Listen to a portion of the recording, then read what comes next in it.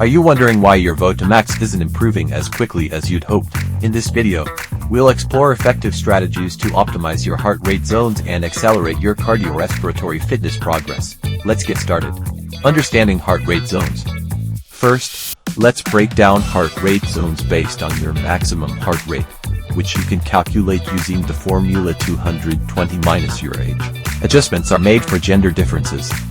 Now, explore the 5 exercise intensity zones based on a percentage of your maximum heart rate. Each zone serves a specific purpose, ranging from light exercise and warm-up to recovery, moderate aerobic conditioning, and higher intensity training.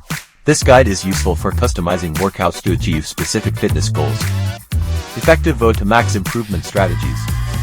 To increase your VO2 max effectively, incorporate high-intensity interval training into Zone 4 for short bursts, followed by active recovery in Zone 2. Challenge your aerobic capacity with tempo runs in Zone 4 for extended periods. Complement cardiovascular workouts with strength training to enhance overall fitness. Overcoming plateaus and maximizing results.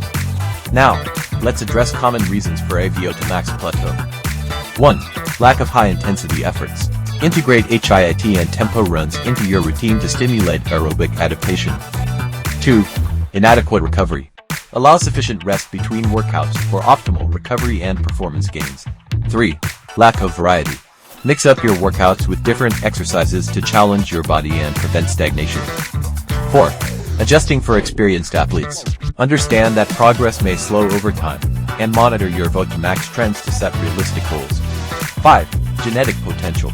Regardless of genetics, consistent effort and recovery can improve VO2 max. In summary, tailor your workouts to the right heart rate zones, and integrating focused workouts can greatly boost your VO2 max. Smart training, and listen to your body. You'll achieve your fitness goals faster. For more help, please go to support.garmin.com.